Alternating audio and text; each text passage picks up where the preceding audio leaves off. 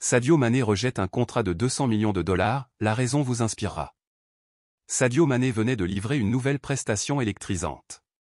Le stade était vivant, rugissant comme une bête indomptée, son énergie palpitant à chaque acclamation, chaque chant et chaque applaudissement. Il avait inscrit le but vainqueur et le public était en extase. Alors qu'il se dirigeait vers les vestiaires, son maillot collait à son corps trempé de sueur, son souffle était lourd à cause de l'effort, mais son visage arborait un sourire victorieux. Le football était sa passion, sa pierre angulaire. Mais cette nuit-là, une décision l'attendait, une décision qui modifierait à jamais son chemin. Dès l'instant où il franchit les portes des vestiaires, son agent était là, à peine capable de contenir son excitation. Il tenait une élégante enveloppe noire sur laquelle était gravé un logo doré scintillant, symbole de pouvoir, de prestige et de richesse inimaginable. « Sadio, prépare-toi », tremblait la voix de son agent. « C'est l'opportunité d'une vie. » Avec curiosité, Mané prit l'enveloppe et déplia soigneusement les documents qu'elle contenait. Ses yeux s'écarquillèrent devant le chiffre imprimé sur la page, 200 millions de dollars. Un contrat qui ferait de lui non seulement un footballeur mais une icône mondiale, le visage de l'une des marques les plus puissantes au monde. Sa fortune se multiplierait du jour au lendemain. Son nom ferait la une des journaux. Pour la plupart, c'était le genre d'offre dont on faisait rêver. Une opportunité impossible à refuser. Mais ce que personne ne savait, c'est que, à des milliers de kilomètres de là, dans les rues brûlées par le soleil du Sénégal, un jeune garçon nommé Ismaël était sur le point de tout changer. Un garçon dont les luttes, la résilience et l'espoir inébranlable conduiraient Mané à faire un choix qui aurait un impact sur le monde. La lutte d'un garçon au Sénégal. Sous le soleil implacable de midi, les rues poussiéreuses du Sénégal scintillaient de chaleur. L'air était épais, suffocant, mais Ismaël, 10 ans, le remarqua à peine. Il se concentrait sur la petite boîte en carton en lambeaux qu'il tenait dans les mains, la seule chose qui évitait à sa famille de mourir de faim. À l'intérieur, quelques friandises reposaient en attente d'être vendues. C'était tout ce qu'il avait. C'était sa seule chance de ramener de l'argent à la maison ce jour-là. Il marchait avec des chaussures usées, dont les semelles tenaient à peine ensemble après des années passées à arpenter ces mêmes rues. Chaque matin, avant de sortir, il se retournait pour voir sa mère allongée dans son lit, son corps fragile et affaibli par la maladie.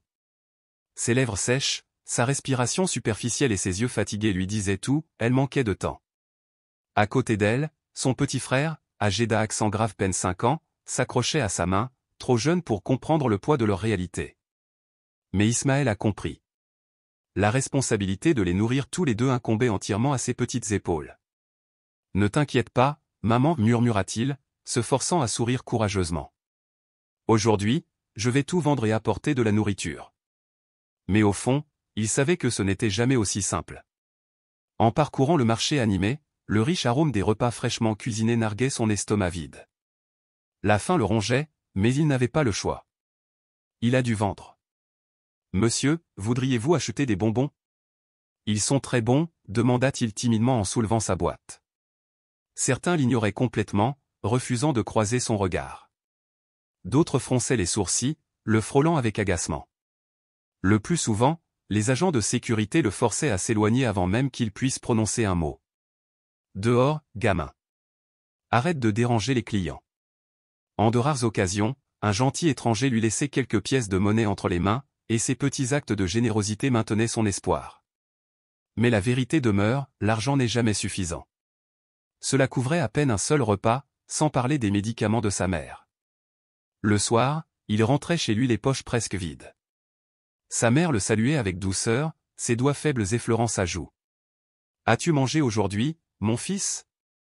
Avec le même sourire forcé, il hocha la tête. « Oui, maman. »« Ne t'inquiète pas. » Mais c'était un mensonge.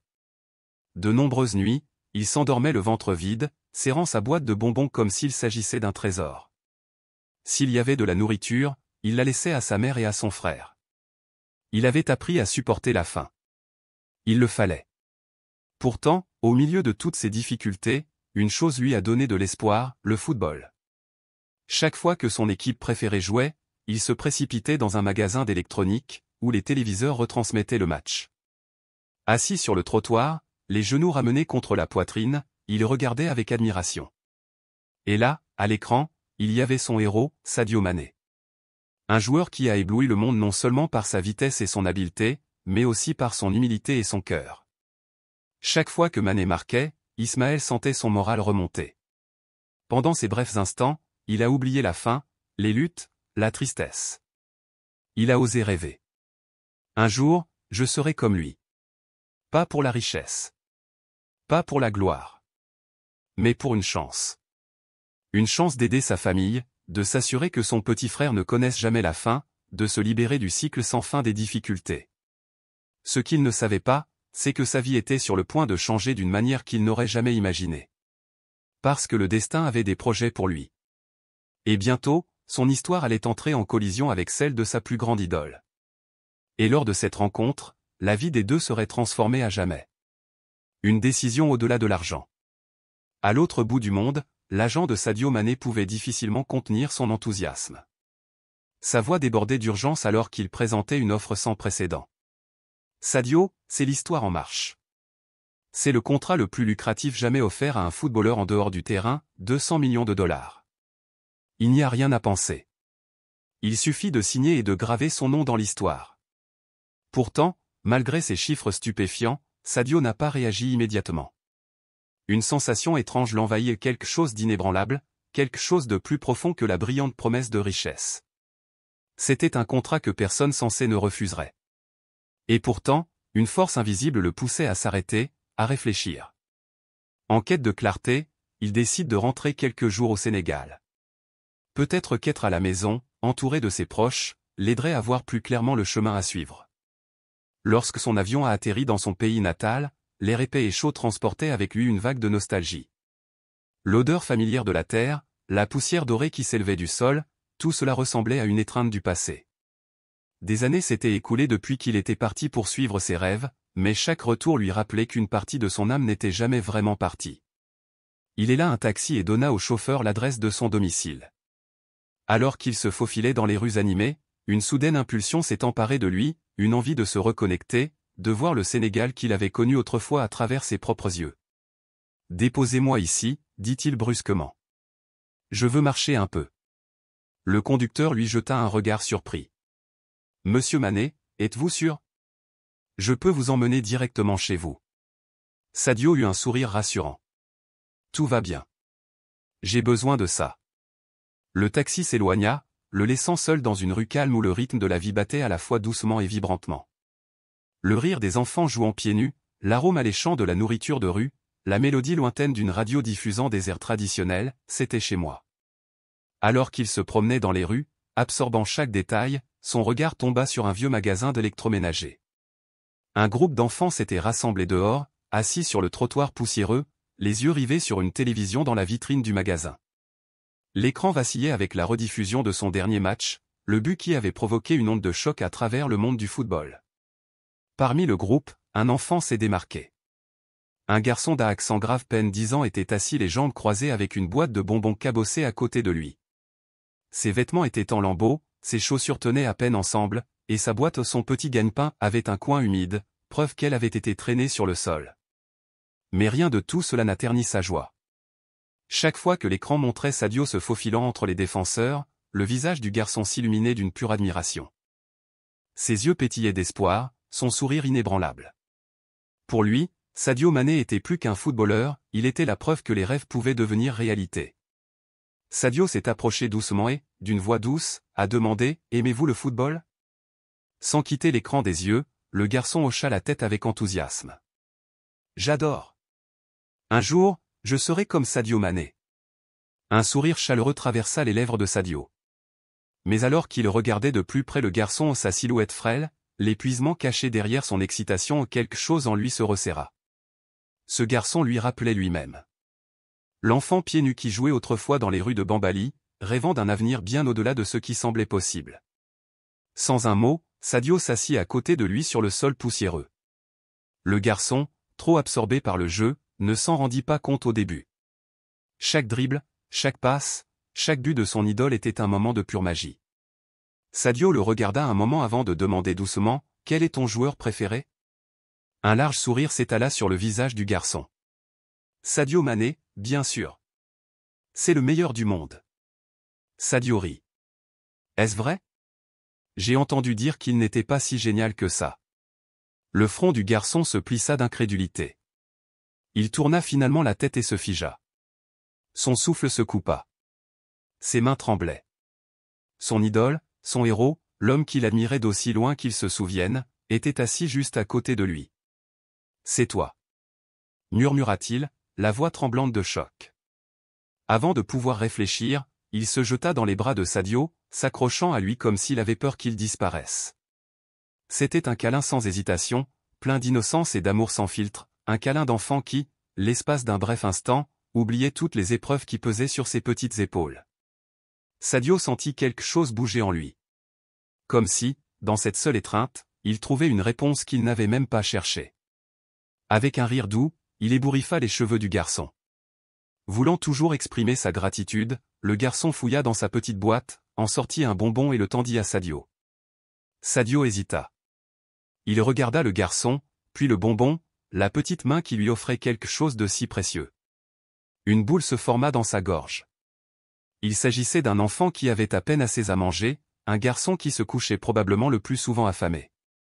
Et pourtant, sans hésiter, il lui offrait le peu qu'il avait. Combattant l'oppression dans sa poitrine, Sadio se força à sourire et accepta le cadeau. Il regarda autour de lui.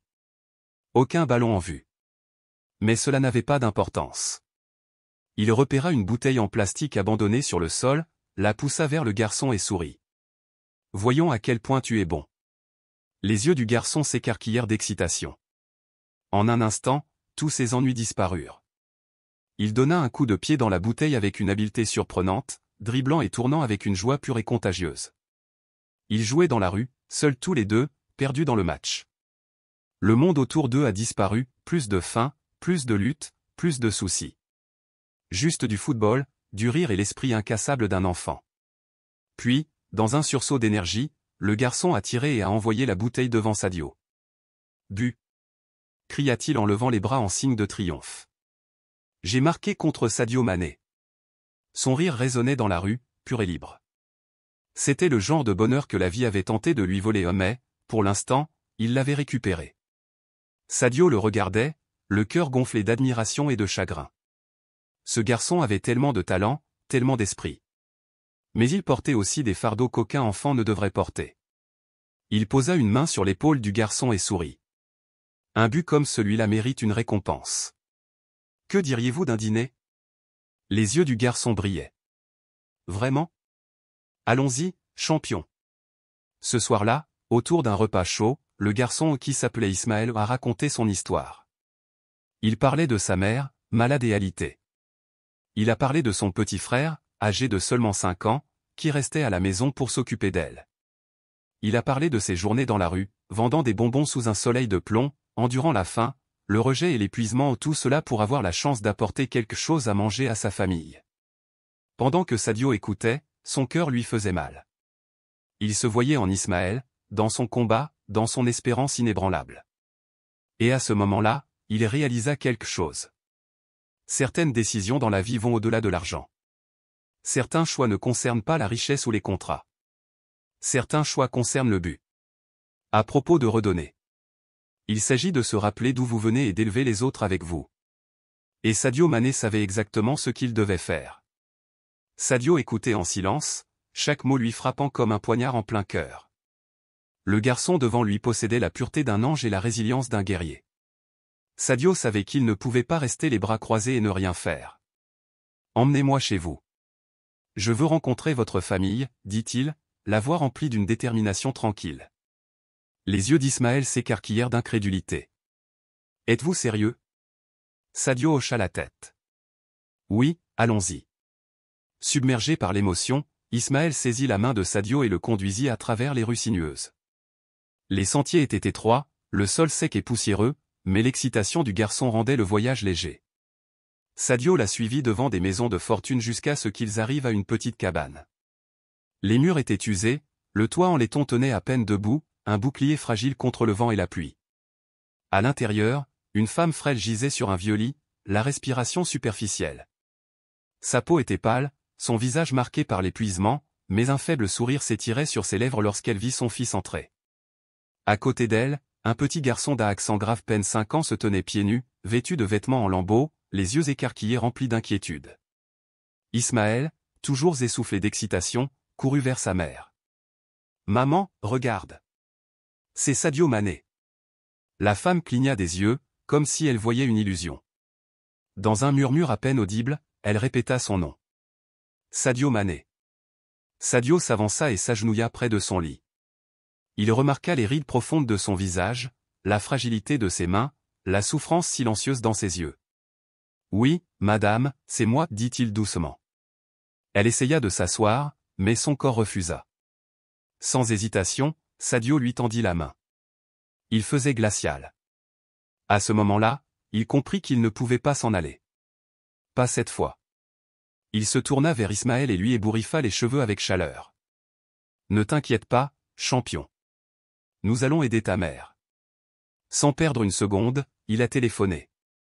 En quelques heures, des dispositions ont été prises pour transférer la mère d'Ismaël vers un hôpital privé, où elle recevrait les soins urgents dont elle avait désespérément besoin. Les médecins n'ont pas perdu de temps pour commencer son traitement, lui donnant ainsi une réelle chance de guérison. Mais Sadio n'avait pas fini. Un lit d'hôpital ne suffisait pas. Il a veillé à ce que la famille n'ait plus jamais à subir de telles difficultés. Une nouvelle maison les attendait, une maison avec des murs solides, un toit robuste et de la chaleur pendant les nuits froides. Une maison où aucun enfant ne se coucherait le ventre vide. Pourtant, il savait que le véritable changement allait au-delà du simple abri et de la nourriture. Il s'agissait de l'avenir. Il fit donc une autre promesse, assurer l'éducation d'Ismaël. Le garçon qui jouait autrefois au football pieds nus dans la rue aurait désormais une réelle chance de vivre. Les larmes montèrent aux yeux d'Ismaël alors qu'il s'accrochait à Sadio, ses petits bras l'entourant de toute la force qu'il pouvait rassembler. « Merci, murmura-t-il. Merci d'avoir sauvé ma mère. Merci de me donner de l'espoir. » À ce moment-là, Sadio Mané a ressenti quelque chose qui ne ressemblait à rien de ce qu'il avait vécu au cours de sa carrière, la paix. Une paix profonde et inébranlable. C'était comme si un poids invisible s'était levé de ses épaules. Il a toujours aimé le football, mais pour la première fois, il réalise qu'aider les autres lui procure une joie bien plus grande que n'importe quelle victoire sur le terrain. Et avec cette clarté dans son cœur, il est retourné en Europe pour rencontrer son agent, où l'attendait un contrat de plusieurs millions de dollars. Assis dans un bureau somptueux, il écoutait l'accord se dérouler devant lui. « Sadio, c'est le plus gros contrat de votre carrière. Ces chiffres sont astronomiques. Si vous signez, l'avenir de votre famille sera assuré pour toujours, » a déclaré son agent en poussant les papiers vers lui. Sadio jeta un coup d'œil au contrat, mais quelque chose attira son attention. Une clause spécifique. Il fronça les sourcils. Qu'est-ce que cela signifie? Son agent hésita. Cela signifie que vous devrez limiter vos activités caritatives. Il y aura des restrictions sur la visite de certains endroits. La marque veut rester concentrée sur le football et sur votre image mondiale de superstar. Ces mots furent comme un coup de poing dans le ventre. Il pensa à Ismaël. Il pensa au sourire radieux du garçon, à son enthousiasme à l'idée de marquer un but avec une bouteille en plastique. Il pensait à tous les enfants comme lui, pas seulement au Sénégal, mais partout dans le monde, des enfants qui n'avaient pas besoin d'une autre idole du football. Ils avaient besoin d'un coup de main. Et à ce moment-là, Sadio a su. Aucune somme d'argent, aucun parrainage, aucun contrat, aussi important soit-il, ne valait plus que la chance de changer des vies. Avec une profonde inspiration, il clôtura le contrat et le repoussa sur la table. « Je ne signerai pas. » Le silence remplit la pièce. Des expressions stupéfaites le regardèrent. « Sadio, c'est de millions dont on parle, » quelqu'un a insisté. « Cela vous préparera à la vie. » « Ma vie est déjà toute tracée, » répondit-il avec un sourire serein. « Parce que ma véritable richesse ne réside pas dans les chiffres, mais dans les personnes que j'aide. » Son agent passa une main dans ses cheveux en signe de frustration. « C'est de la folie. Le monde va penser que vous êtes un imbécile. » Sadio se leva, sa conviction inébranlable. « Je préfère être un imbécile qui apporte de l'espoir plutôt qu'un millionnaire qui vend son âme. » Et sur ce, il est parti. Il a laissé derrière lui une fortune, mais il a emporté avec lui quelque chose de bien plus grand, la certitude d'avoir fait le bon choix. En entrant dans le monde extérieur, il se sentait plus léger que jamais. Dans une société où la richesse se mesurait en comptes bancaires, il a choisi de mesurer la sienne en vie transformée, en sourire sauvé, en avenir reconstruit. l'argent s'efface. La renommée est éphémère. Mais ce que nous faisons pour les autres, cela dure pour toujours. Et à ce moment-là, Sadio Mané a compris qu'il n'y a pas de plus grande victoire que de rendre le monde meilleur. Qu'en penses-tu? Faites-le nous savoir dans les commentaires et n'oubliez pas de vous abonner à la chaîne, d'appuyer sur le bouton j'aime et d'activer les notifications pour ne jamais manquer une vidéo. Je vous envoie à tous de l'amour et des bénédictions.